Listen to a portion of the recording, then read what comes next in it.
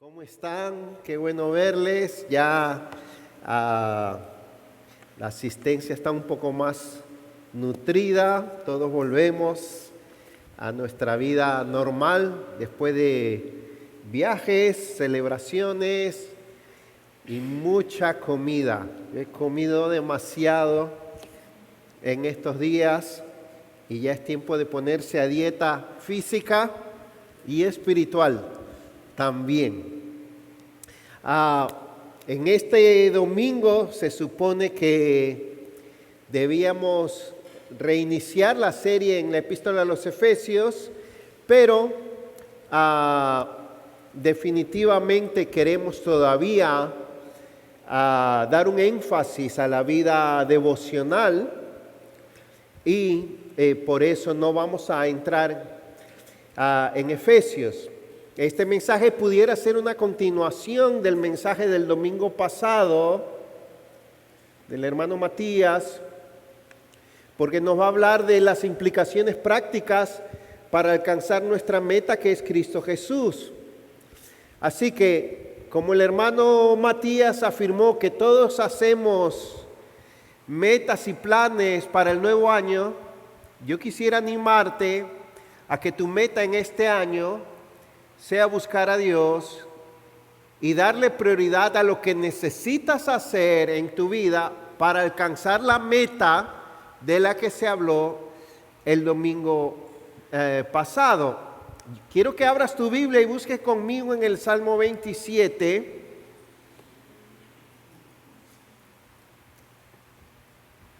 El versículo más importante que quiero enfatizar aquí es el versículo 8 y 9, que dice: cuando dijiste, en la Reina de las Américas, cuando dijiste buscad mi rostro, mi corazón te respondió, tu rostro, Señor, buscaré. No escondas tu rostro de mí. Pero vamos a leer todo el Salmo. Dice: el Señor es mi luz y mi salvación. ¿A quién temeré? El Señor es la fortaleza de mi vida. ¿De quién tendré temor? Cuando los malhechores vinieron sobre mí para devorar mis carnes, ellos, mis adversarios y mis enemigos, tropezaron y cayeron. Aunque un ejército acampe contra mí, no temerá mi corazón. Aunque en mi contra se levante guerra, a pesar de ello estaré confiado. Una cosa he pedido al Señor y esa buscaré, que habite yo en la casa del Señor todos los días de mi vida, para contemplar la hermosura del Señor y para meditar en su templo. Porque en el día de la angustia me esconderá en su tabernáculo, en lo secreto de su tienda me ocultará, sobre una roca me pondrá en alto. Entonces será levantada mi cabeza sobre mis enemigos que me cercan, y en su tienda ofreceré sacrificios con voces de júbilo. Cantaré, sí, cantaré alabanzas al Señor. Escucha, oh Señor, mi voz cuando clamo. Verso 7. Ten piedad de mí y respóndeme. Cuando dijiste buscad mi rostro, mi corazón te respondió, tu rostro, Señor, buscaré. No escondas tu rostro de mí. No rechaces con ira a tu siervo. Tú has sido mi ayuda. No me abandones ni me desampares, oh Dios de mi salvación. Porque aunque mi padre y mi madre me hayan abandonado, el Señor me recogerá. Señor, verso 11, enséñame tu camino y guíame por senda llana por causa de mis enemigos. No me entregues a la voluntad de mis adversarios, porque testigos falsos se han levantado contra mí y los que respiran violencia. Hubiera yo desmayado si no hubiera creído que había de ver la bondad del Señor en la tierra de los vivientes. Espera al Señor, esfuérzate y aliéntese tu corazón. Sí, espera al Señor. Vamos a orar. Padre, en el nombre precioso de Cristo Jesús, una vez más te invocamos, te pedimos que vengas a hablarnos a través de tu palabra, con el poder de tu Espíritu Santo, que nos imparta luz divina, gracia, fortaleza, que seamos impactados, transformados y renovados por tu palabra. En el nombre de Cristo Jesús. Amén. Este mensaje quiero dirigirlo en primer lugar a los líderes. Considérenlo como la primera parte de los mensajes del retiro de líderes que vamos a tener en un par de semanas. Siempre que pienso en la verdadera naturaleza de un cristiano y la verdadera naturaleza de un líder, de un verdadero líder, la pregunta más importante de todas es: ¿qué significa Dios para esa persona? La vida en Cristo, el servicio, es en primer lugar un asunto de devoción a Dios. Es una consecuencia de lo que Dios significa para ti. Pero también, y aún de manera más especial, este mensaje quiero dirigirlo a los jóvenes, a la nueva generación, a esos que tienen, qué sé yo, de 29 años para abajo o que están solteros. Ellos son el futuro de la iglesia y alguno de ellos puede traer un cambio a la condición a veces crítica de la juventud de hoy en día. Espero que en días como estos, en donde la juventud vive hiper ocupada y absorbida, alguien pueda hallar en este mensaje la respuesta para los problemas espirituales de los jóvenes de hoy. Esto es lo que quiero decirle tanto a los líderes como a los jóvenes. La primera característica y la mayor virtud de un creyente, y que debiera ser la mayor virtud de los creyentes de la Iglesia Oasis, debe ser su vida devocional. Saber lo que es tener y experimentar comunión verdadera y comunión íntima con Dios. La primera y mayor característica de un líder debe ser su búsqueda de Dios, su hambre por Dios, su aprecio por Dios y la de todos nosotros también. Esto es algo que damos por hecho, pero no es así. Teológicamente, para los más teólogos de aquí, mucho hablamos y con razón de nuestra posición en Cristo. Y ahí simplemente tenemos que reconocer lo que Dios es para nosotros en Cristo y que Dios por su gracia está a favor de nosotros y siempre con nosotros. Pero esa es solo la mitad del camino de la santificación y del camino cristiano. La otra mitad es lo que nosotros hacemos con Dios, o la manera como nosotros nos acercamos a Dios, o la manera como nosotros caminamos con Dios. Y a veces tenemos, sobre todo los que tenemos más orientación a la teología, muy reforzada la parte de nuestra posición en Cristo y muy débil la parte de nuestra experiencia con Cristo. Esta segunda parte, y esto me hace acordar Efesios, la práctica nunca es mayor que la primera. pero la primera no lo es todo. Y a veces nos gusta hablar mucho de teología en el sentido de lo que Dios ya es y hace y en cierto modo todo depende de Dios. Sí, pero como ya dije, en la santificación y en la experiencia cristiana hay tal cosa como desarrollar una vida piadosa y fuerte de comunión con Dios. Y eso varía de creyente a creyente. Y varía y depende de lo que cada creyente hace. Pero bien, vamos a nuestro salmo. Y voy a tratar de no ser muy expositivo, porque esa no era la idea. Este es un mensaje más exhortativo y devocional, y por lo tanto quisiera ser más aplicativo. Vamos a ver.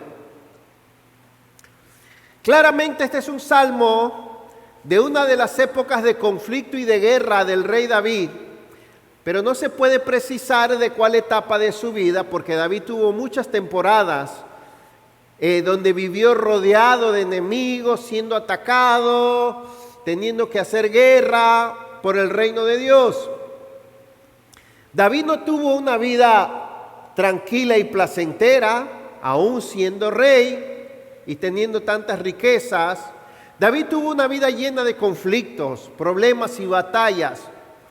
Cualquiera pensaría que lo más destacado del rey David fue su habilidad como rey, su pericia para gobernar, o su habilidad como guerrero y conquistador, o hasta quizás su ternura y habilidad como pastor, o aún su cualidad como músico. David era todas estas cosas, pero no fue así. Fue su intimidad con Dios y su vida devocional. Este salmo muestra lo que a David más le gustaba, lo que más necesitaba, lo que más procuraba hacer en medio de una vida mucho más difícil y agitada que la mayoría de nosotros. Si usted piensa que su vida es complicada, la de David fue muy complicada, muy peligrosa, muy problemática. Pero aún así, la devoción del rey David, la experiencia con Dios del rey David es inigualable en la Biblia. Ahora bien, a ver cómo entendemos y estructuramos este salmo. Me ha costado mucho. ¿A cuántos de ustedes les gusta comer organizadamente? A mí me gusta comer organizadamente y no mezclar las cosas. Es decir, una cucharada de arroz, después una de habichuela, después una de carne y después una ensalada. Y nunca rompo ese orden, no me gusta. ¿Ok? Hay otros que les gusta, llega el plato y mezclan todas las cosas. O hay otros que se comen primero la carne, después el otro y después lo otro. También hay quienes se atreven a mezclar cosas raras. Le sirven arroz con habichuela y carne guisada y le ponen un guineo encima. Nadie se sienta aludido. A veces esas mezclas salen interesantes, salen buenas. Los otros días me sirvieron pescado crudo con maíz tostado picado encima, un poquito de limón y otra cosa rara. Y resulta que estaba exquisito. Pero ¿a quién se le ocurrió inventar esa mezcla? No lo sé. Bueno, pues este salmo contiene dos ingredientes, al punto que algunos eruditos dicen que son dos salmos, que no saben por qué lo pusieron en uno solo.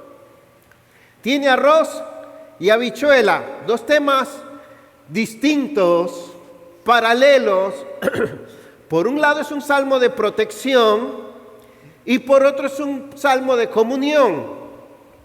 Y este paralelo se repite porque en la primera mitad hay una declaración de protección y confianza, versículos del 1 al 3, y después una declaración de comunión íntima del 4 al 6, y en la siguiente mitad contiene la práctica de esos dos mismos temas y los resultados de esos dos temas, de la confianza en tiempos difíciles y de la comunión. Por eso es que algunos usan este salmo para confianza en tiempo de prueba y otros lo usan para la práctica de la comunión con Dios.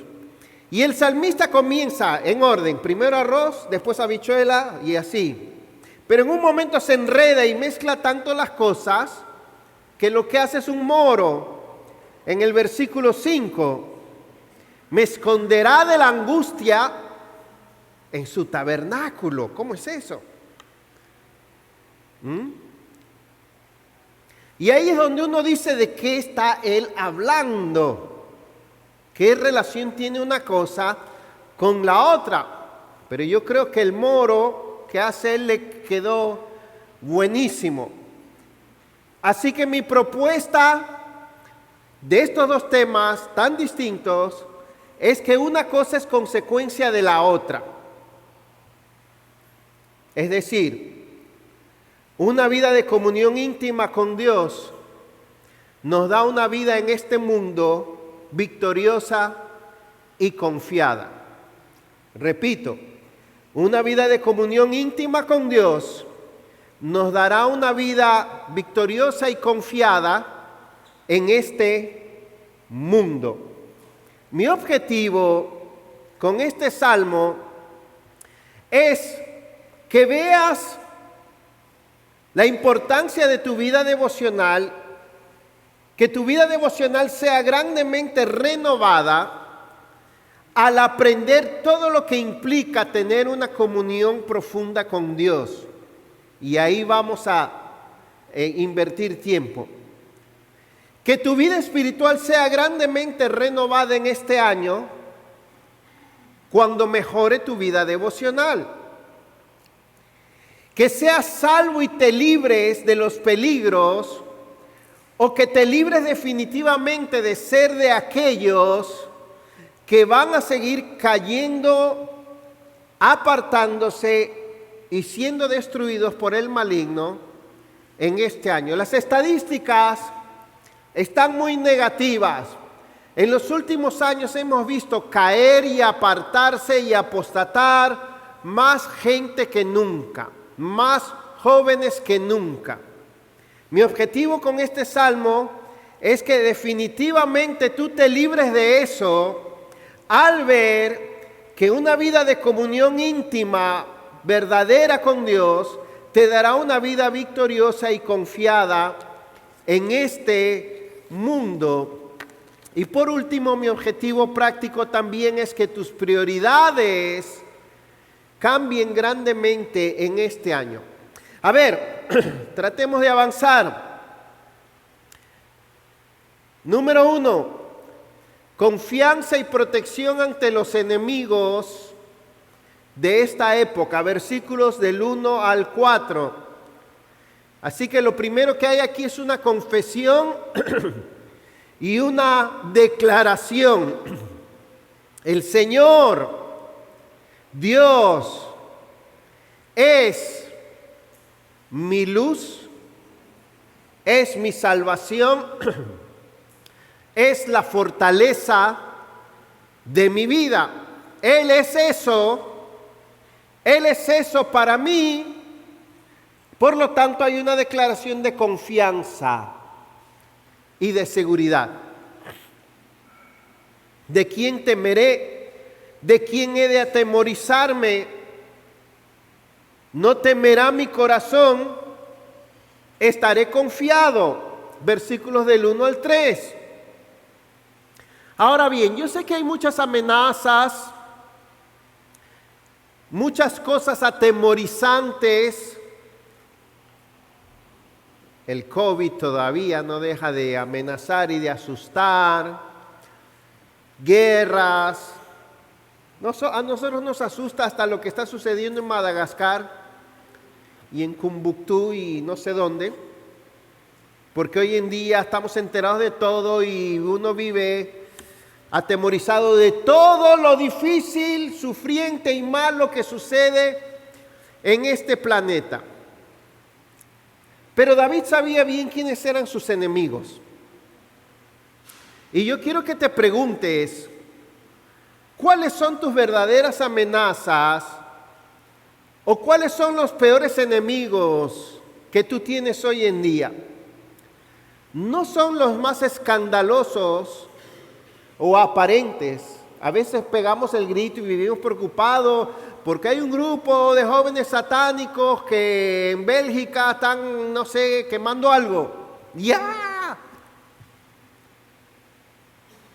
Pero yo quiero que te preocupes por tus verdaderos, cercanos y potenciales enemigos.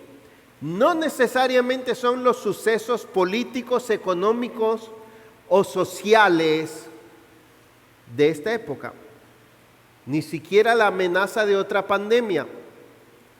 Lo más destructivo y peligroso para tu vida es lo que es más destructivo para tu vida como creyente,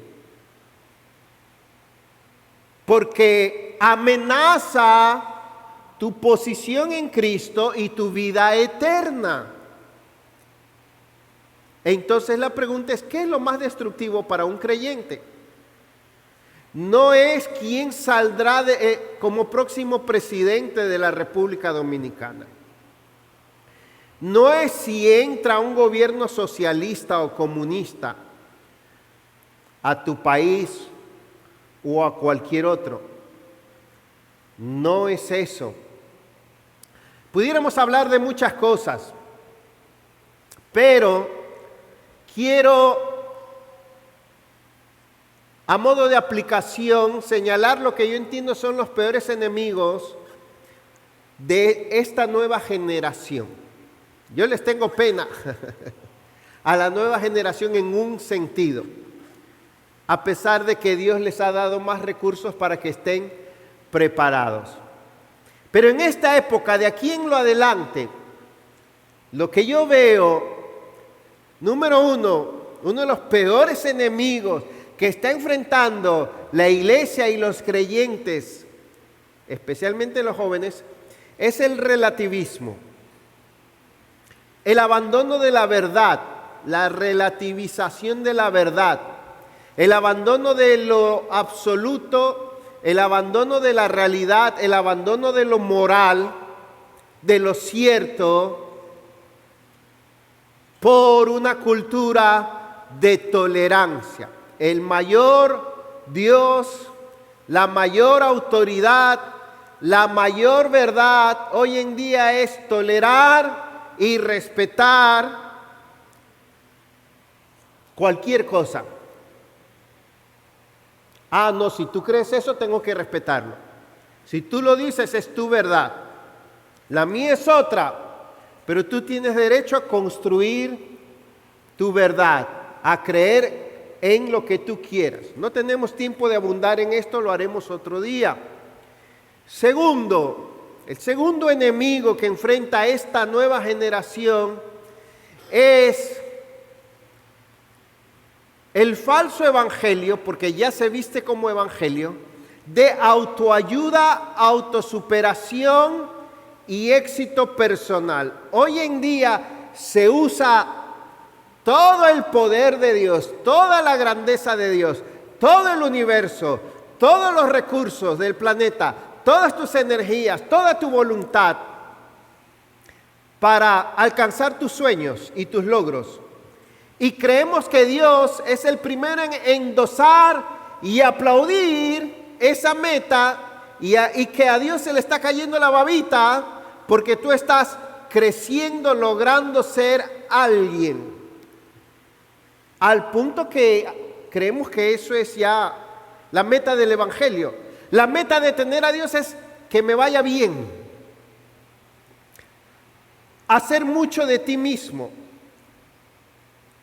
Se han descubierto o promovido muchas nuevas ciencias, medios económicos, propuestas vocacionales para hacer más de ti y para que todo se trate de ti entre los cristianos.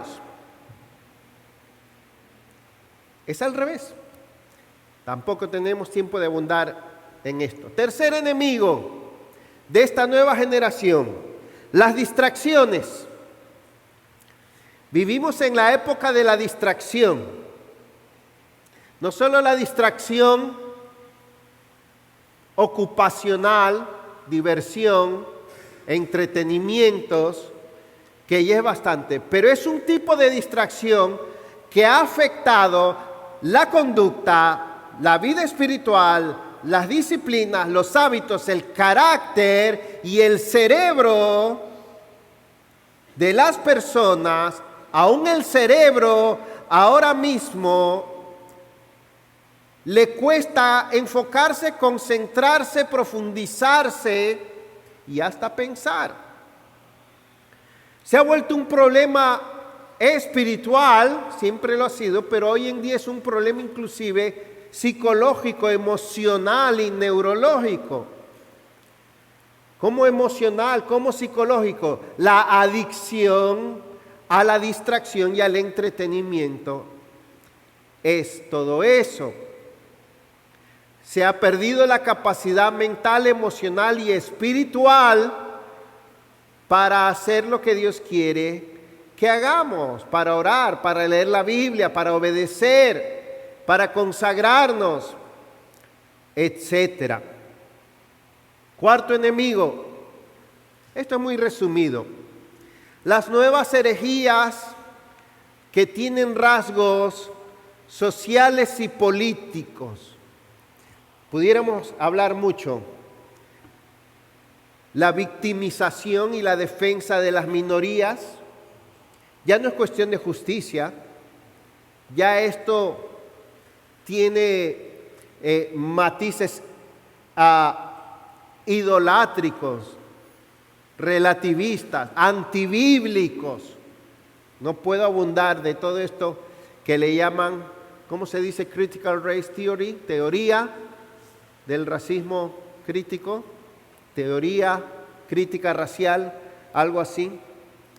La veneración de las ligeras y nuevas ciencias, filosofías, tendencias, tecnologías, el ecologismo, la protección animal, la salud, la figura, ha llegado a unos niveles exagerados. Hoy en día hay creyentes que cuidan más a un animal que a una persona.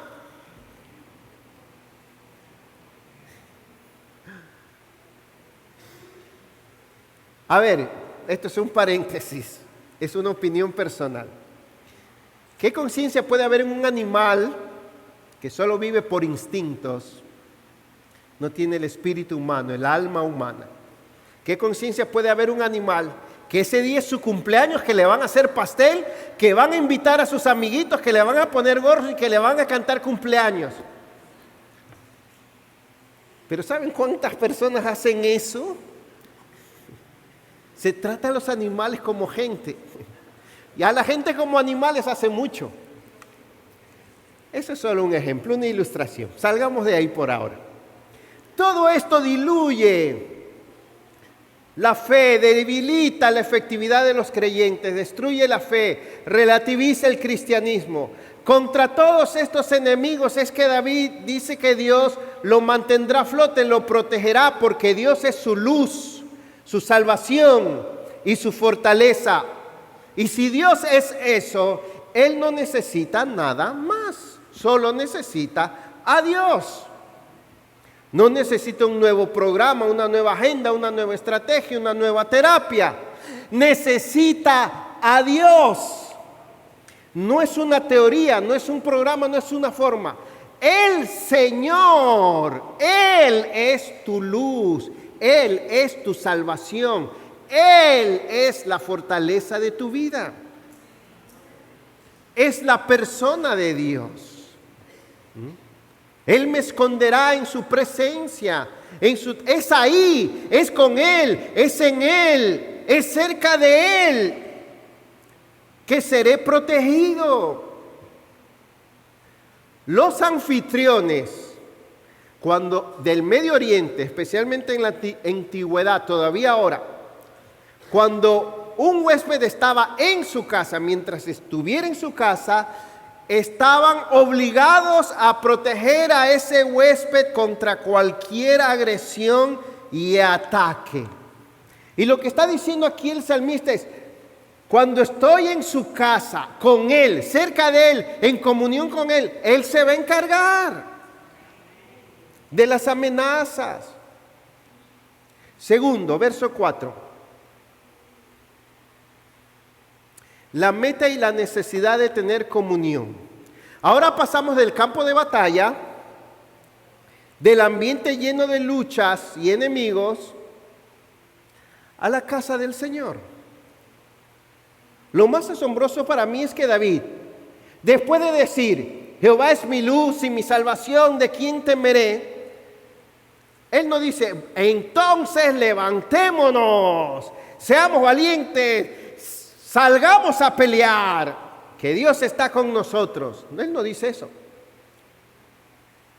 Él dice, voy a buscar a Dios, a buscar su presencia, a buscar conocerle más. Es lógico, ¿verdad? Jehová es mi luz y mi salvación, la fortaleza de mi vida. Entonces, necesito estar con Dios y necesito conocer a Dios. Como Dios es eso para mí, ¿qué tengo que hacer? Acercarme a Él, estar con Él, disfrutar de Él, conocerle a Él, contemplarlo a Él, admirarlo a Él. Amén. La respuesta a los problemas, circunstancias y amenazas de la vida no es tú tratar de solucionarlos. En primer lugar, la respuesta es conocer más a Dios, pasar más tiempo con Dios, anhelar más a Dios, estar en la presencia de Dios, disfrutar de Dios, experimentar la compañía de Dios. Esa es la solución. Y aquí venimos a reconocer entonces, verso 4, ¿cuál es la actividad más importante del creyente? La más necesaria y la más noble. Buscar a Dios y anhelar a Dios. Qué sencillo, ¿verdad? Y esta porción, verso 4 al 6, nos enseña cuáles son los requisitos para buscar a Dios. Pero a la vez, aquí vemos cuál es el problema del asunto. A ver, lo explico. Verso 4, 5, 6. Las mejores cualidades de una persona y las mejores virtudes de un cristiano son aquellas que lo hacen acercarse a Dios, depender de Dios y disfrutar de Dios. Anote eso, publíquenlo en las redes. Las mejores cualidades de una persona y las mejores virtudes de un cristiano son aquellas que lo hacen acercarse a Dios, depender de Dios y disfrutar de Dios. ¿Lo digo de nuevo? Son aquellas cualidades que lo hacen ser un buscador de Dios. Las mejores virtudes de un cristiano no son las de predicar, las de cómo tratar a la gente, las de saber influenciar a otros o las de alcanzar grandes logros. Esas no son tus mejores cualidades. Tus mejores cualidades son las que hacen florecer tu comunión con Dios. las que te hacen acercarte a Dios, las que te permiten convertirte en un buscador de Dios, en un hombre sediento de Dios. Ahora, ¿cuáles son esas cualidades? Vamos a verlo aquí. ¿Cuáles son las cualidades que convierten a un líder, a un creyente, a un hombre, a una mujer, a un joven, en un verdadero buscador de Dios? Veámosla aquí. Número 1,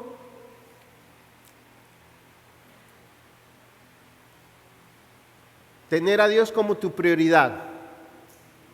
Organizar tus deseos para que cuides cuál siempre debe ser tu principal deseo, tu primer deseo.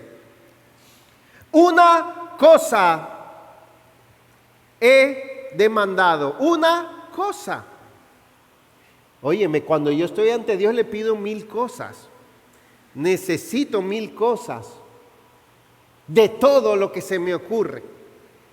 Y le pido hasta por los gatos del vecindario que se están multiplicando y me tienen cansado. Hay una plaga, como 10 gatos y apareció otra gata preñada. En serio. Ay, Señor, por los gatos. Ay, Señor, por los gallos que me despiertan. Ay, Señor, por esto, por lo otro. David dice una sola cosa. Una sola cosa. No es que no tenía más deseos, peticiones o necesidades, sino que todo lo demás era muy ínfimo, secundario y hasta ridículo al lado de esta cosa. ¿Cuál? Estar con Dios, disfrutar de Dios. Segundo, tener deseos suficientes. Segunda cualidad. Esta buscaré. Esa cosa buscaré. Las Escrituras hablan mucho de tener un corazón que busca a Dios, que anhela a Dios, que ama a Dios, tener un corazón quebrantado, Salmo 51, 17, tener un corazón hambriento por Dios, ser un alma ante Dios necesitada como un mendigo, sediento como un desierto, Salmo 63, de madrugada te buscaré con afán, mi carne te anhela, Salmo 42, como el siervo brama, mi alma tiene sed de Dios. Isaías 66, tener un corazón reverente y tembloroso ante Dios. No puede haber ningún tipo de tibieza, ligereza, indiferencia, insensibilidad, frialdad ante la grandeza, la majestad y la presencia de tu Dios. Cuando vemos lo que rodeaba la presencia de Dios, cuando Él se acercaba a alguien, y lo que significa para uno estar con Dios, es espantoso. Apocalipsis 4, 5. Hay un arco iris, hay truenos, hay relámpagos, hay 7 lámparas de fuego, hay 4 seres vivientes, cada uno de ellos tenía como 1000 ojos para ver a Dios. Volaban, tapaban sus ojos, ancianos, un mar de cristal. Su apariencia era como la esmeralda. Día y noche no cesaban de decir que Él es santo. Tiembla la casa. Y para nosotros acercarnos a Dios es tan sagrado, tan reverente, tan significativo y tan profundo como una queja. Ay, Señor, yo sé que estás aquí. ¿Qué es eso? No hay deseos suficientes. Tercero, tener tiempo. Que esté. La palabra estar es habitar. No es entrar y salir. Es siempre querer estar cerca.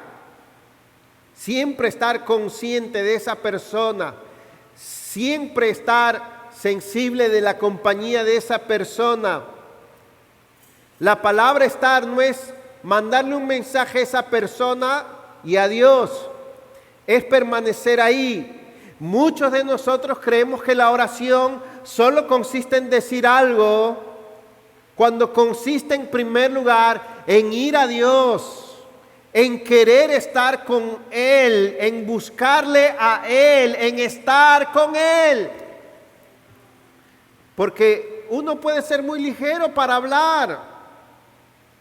Si tú no deseas estar con Dios, tu oración va a parecer que le estás leyendo el periódico, que le estás hablando de un chisme, que te estás quejando, que le estás mandando un informativo o un email, porque tienes deseo de decirle cosas a Dios, bla, bla, bla, bla, pero no tienes suficiente interés por Dios ni por estar con Él. Y eso es en primer lugar la oración. Señor, yo quiero que escuches mi oración, pero no quiero estar contigo. No quiero experimentar lo que es tu compañía, tu poder, tu gloria, tu presencia. No lo decimos así, pero nuestra vida de oración refleja eso. No hay búsqueda.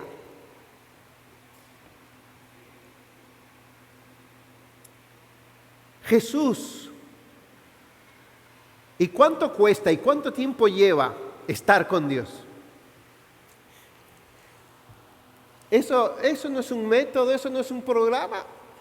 Tú puedes estar 5 minutos buscando a Dios y Dios realmente mostrarte su amor y quién es Él. Y tú puedes estar 2 horas, 3 horas. Jesús pasaba la noche entera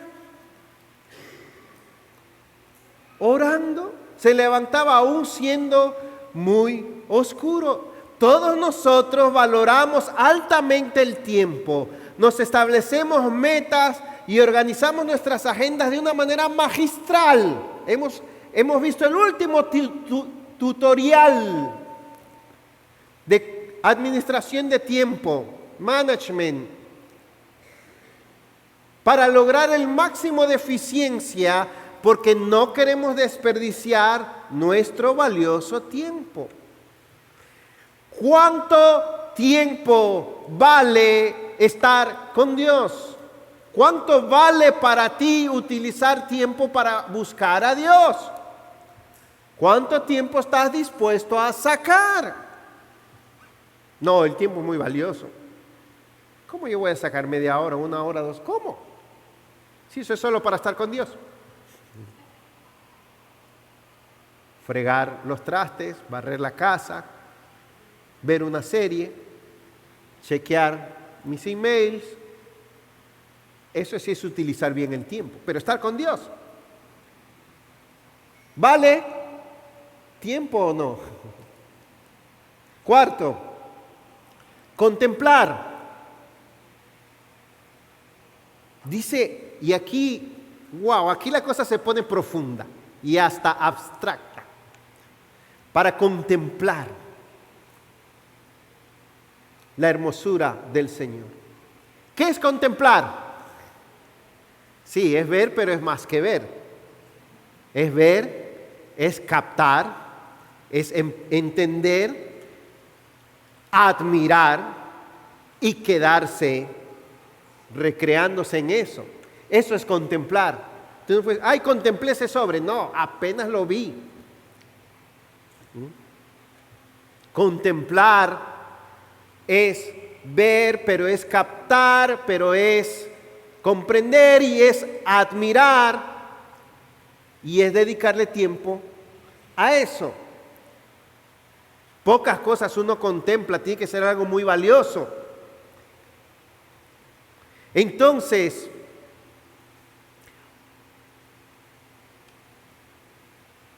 ¿de qué vale que trates de buscar a Dios si no vas con la expectativa y te vas de esa oración o búsqueda sin haber logrado contemplar quién es Dios? Sin haber logrado admirar, captar quién es Dios. ¿Contemplar qué? Siguiente paso, la hermosura Miren a dónde estamos llegando. Qué palabra tan sensual, sensorial, porque hermosura es algo de tus sentidos. Qué palabra tan afectiva, afectuosa, qué palabra tan elevada, tan íntima usa la Biblia para hablar de nuestro conocimiento de Dios y de nuestro encuentro con Dios. Contemplar la hermosura del Señor es captar, entender y llegar a valorar las cualidades captables o visibles de una persona que hacen que esa persona sea admirable, atractiva y deseable. Si algo no captas, no entiendes y no ves algo que te atraiga y te dé placer, eso no es hermoso. Porque lo que es hermoso te causa admiración, atracción y placer. Y eso es lo que dice aquí acerca de Dios.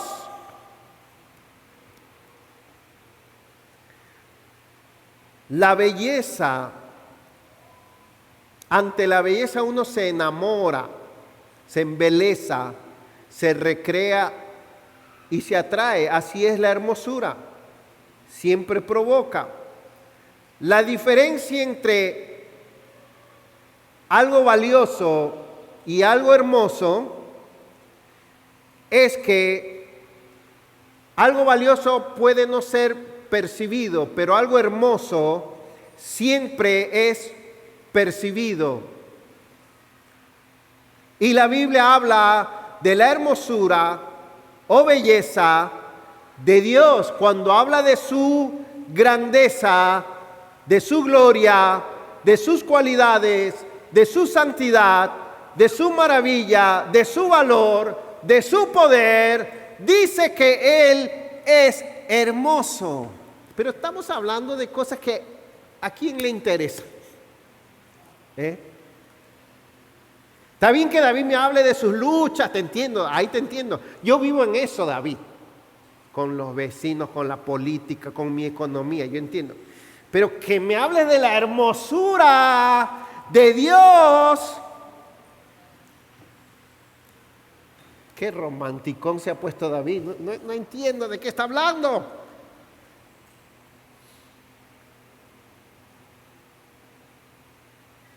La hermosura de la presencia divina, de la naturaleza divina, del carácter divino, de los atributos divinos. Adquirir una mayor comprensión de su gloria, de su grandeza. Y más todavía dice, para inquirir, seguir indagando, creciendo en el conocimiento. ¿Cuántas de estas cualidades de comunión con Dios tú cultivas como creyente?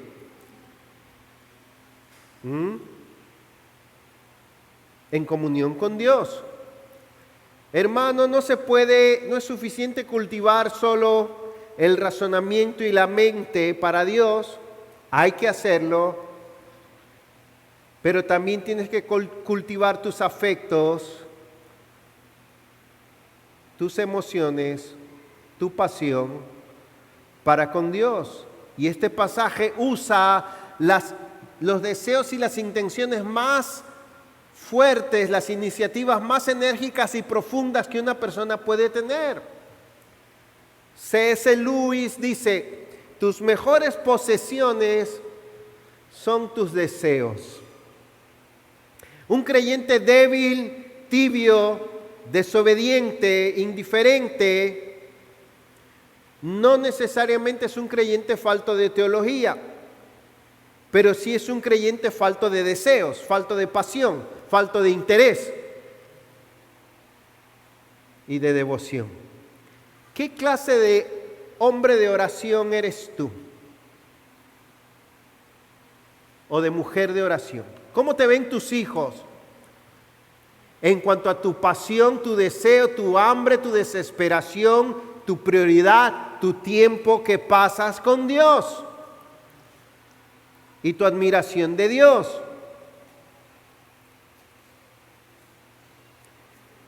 Vamos a algo más, y no me voy a quedar ahí. Versículos del 8 al 10. La práctica y la respuesta de la comunión con Dios. Ahora, el versículo 4 al 6, David establece lo que debe ser, cómo debe ser y lo que él anhela. Pero ahora viene la práctica, es decir, viene un diálogo entre Dios y él con una respuesta y una acción inmediata por parte de David. David pasa de un anhelo y una comprensión a una acción. Y eso es lo importante aquí. Podemos pasar todo el año hablando de este tema y de los beneficios de estar con Dios y denunciar la gran debilidad de la iglesia y no hacer cambios, no dar ni un paso para cambiar esto. En el punto anterior nos preguntábamos qué implica buscar a Dios y quizás cuáles son los beneficios. Ahora nos preguntamos cómo ponerlo en práctica, qué hacer para ponerlo en práctica, qué hacer para tener una vida de comunión con Dios. Y todos saben probablemente que Dios ha provisto medios para nosotros buscarle. Está claro que aunque Él siempre está con nosotros, nosotros no siempre buscamos estar con Él ni conscientes de Él. Y nosotros también debemos saber cómo buscar a Dios. Orar. Está claro que cuando hablamos de la búsqueda de Dios, este deseo, esta necesidad se canaliza a través de la oración en primer lugar. No es solo comprender y desear, es buscar. Dice ahí, verso 7, oh Señor, escucha mi voz cuando yo clamo. Señor, escucha mi voz. Estoy orando, estoy pidiendo. Dios nos ha provisto la oración no para que hagamos cursos de oración, sino para que oremos. Oración persistente, oración vehemente, oración profunda, oración permanente. Como siempre decimos, a orar se aprende orando. No te preocupes por cómo oras, ora. Clama, pide, insiste, busca, hazlo. No hay nada más práctico que esto. ¿Qué más? Responde prontamente a Dios y a tu necesidad de Dios. Este versículo 8 es tremendo. La Reina Valera dice, mi corazón ha dicho de ti, buscad mi rostro, tu rostro buscaré. La Biblia de las Américas dice, cuando dijiste, o sea Dios, buscad mi rostro, mi corazón te respondió, tu rostro, Señor, buscaré.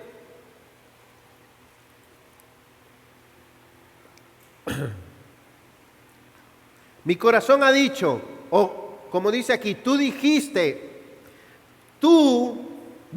en mi corazón, busca mi rostro.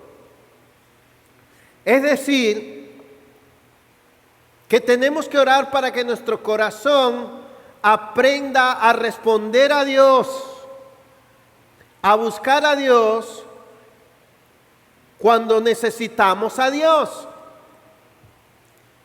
Hay quienes nunca lo necesitan, nunca sienten la necesidad de orar, nunca sienten el llamado de Dios de orar. No era así con David. David tenía algo dentro de él que le decía, una luz ahí que constantemente se prendía y decía, ¡hey! Busca mi rostro. Y esa luz, ese aviso, no lo dejaba tranquilo. ¿Cuántos han apagado esa luz? ¿Cuántos han apagado ese letrero? ¿Cuántos nunca sienten necesidad de buscar a Dios? Porque eso es como una glándula, por decirlo así, que se atrofia. ¿Por qué? Porque en el corazón sentimos de todo, por todo y deseamos todo, menos a Dios. Porque lo llenamos de otras cosas. ¿A cuántos su corazón, desde que se levanta, ¡pum!, comienza a latir, comienza a encender la luz y lo primero que le dice, busca mi rostro? Pero ¿cuántos nos levantamos y qué es lo primero que se enciende en nuestro corazón? ¡Abre el WhatsApp, el Instagram, para los más grandes el Facebook o el email? Ve las noticias.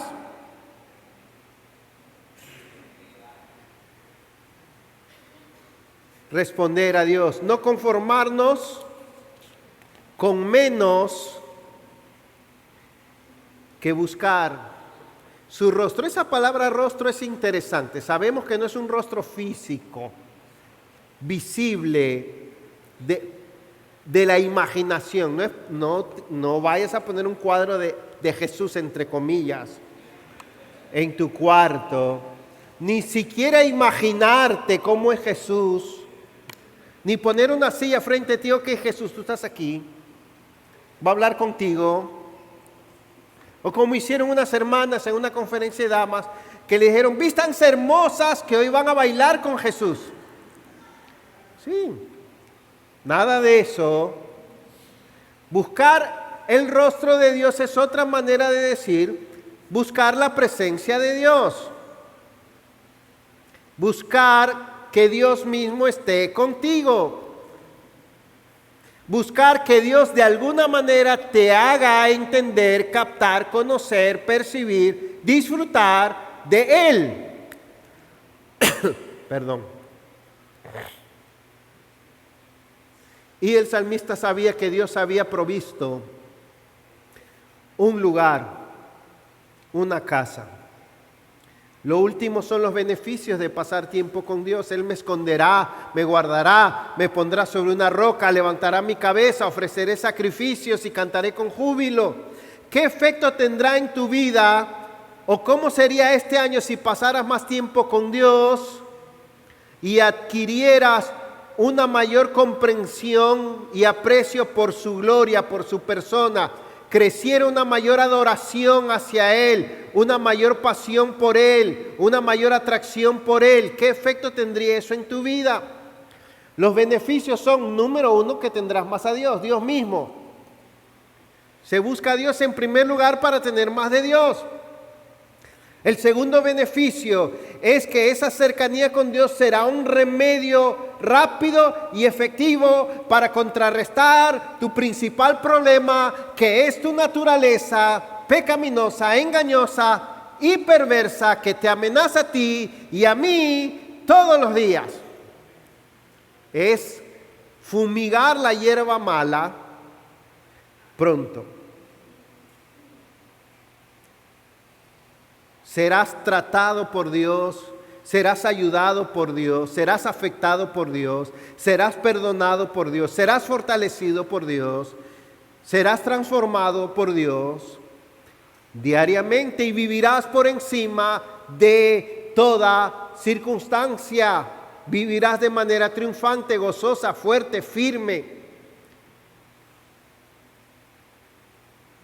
En todo la diferencia la hace la presencia de Dios en tu vida. Aquí lo dice, Él me esconderá en su tabernáculo. Buscad a Dios y vivirá vuestro corazón, dice el Salmo 69, el verso 32. Yo no sé por qué hay personas, ya estoy terminando, que piensan que todo lo que está pasando en este mundo va a aplastar a la iglesia, va a aniquilar a los creyentes, va a deshacer los planes de Dios. Como que el diablo es más grande que Dios, el mundo es más grande que Dios, Satanás es más grande que Dios.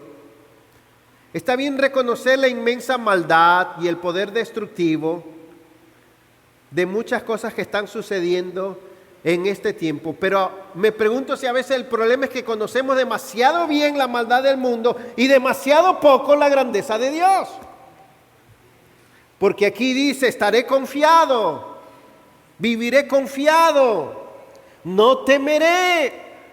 Óigame, el Salmo 46 claritamente dice, aunque se traspasen los montes al corazón del mar, aunque bramen y se agiten sus aguas, aunque la tierra sufra cambio,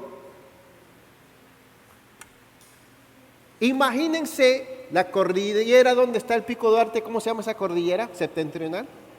Central. Que mañana en las noticias tempranito, donde estaba la cordillera central, no hay cordillera, ahora está el mar. Y frente a Puerto Plata está la cordillera, allá en el mar, con el Pico Duarte. Esa sería la noticia del resto del año. Mundial. Vendrían y nosotros nos la pasaríamos hablando de eso hasta el 2028. Eso lo tiene que hacer el mundo, pero los creyentes, según el Salmo 46, ¿qué tendrían que hacer? Tranquilo, eso es así, no pasa nada. ¿Y qué? Se pasó el Pico Duarte al mar, ¿y qué? Eso es lo que dice este Salmo.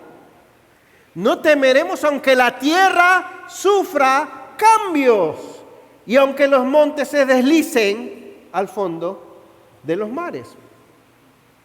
¿Así reaccionamos los creyentes?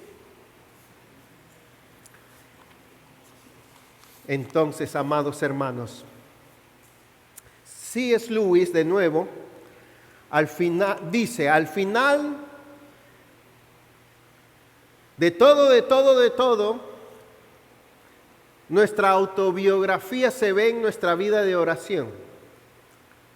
Lo que somos, cómo hemos actuado, a dónde hemos ido, ha sido el resultado de la manera como hemos orado. Pero aquí hay buenas noticias en este salmo. Jesucristo, de parte de Dios, es nuestra luz, es nuestra salvación, es nuestra fortaleza. Jesucristo es nuestro tabernáculo de reunión con Dios. Jesucristo es nuestra protección plena contra todo lo que sucede en el mundo. Pero para que todo eso lo podamos experimentar, hay un llamado a conocerle más, a buscarle más, a escondernos en Él, a contemplarle a Él. Les tengo la mayor noticia social, política, profesional, eclesiástica para esta década, para los jóvenes. Una noticia política, económica y social. Lo que más necesita esta década, este mundo y la iglesia, en esta nueva generación, es jóvenes que busquen a Dios. Qué sencillo, pensaban que le iba a decir otra cosa. Es un joven buscador de Dios. Dios quiere que vivamos en victoria y en confianza, pero para eso tenemos que vivir en comunión con Dios y en satisfacción con Dios. Pongámonos de pie, vamos a orar, vamos a cantar. Quiero pedirle a los músicos que vengan aquí. ¿Es tu vida un templo de contemplación de Dios y de intimidad con Dios y de seguridad y fortaleza en Dios? ¿O es tu vida un mar de afanes, temores, desconfianza?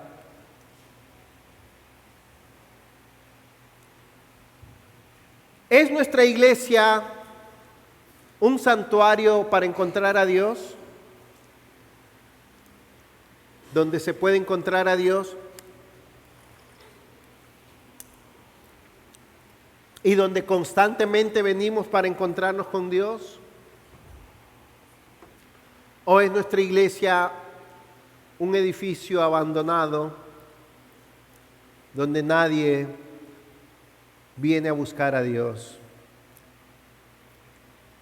¿Es tu casa, tu hogar, un santuario donde se puede encontrar a Dios? ¿Donde Dios está presente?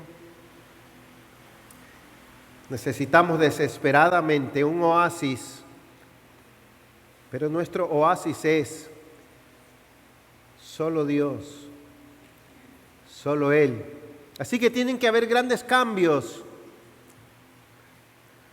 en tus deseos, en tus metas, en tus prioridades. Esto te va a costar un gran precio. Cambia, cambia. Conviértete en un templo de Dios y para Dios. Menos asuntos y más de Él en tu vida. Busca más a Dios Padre.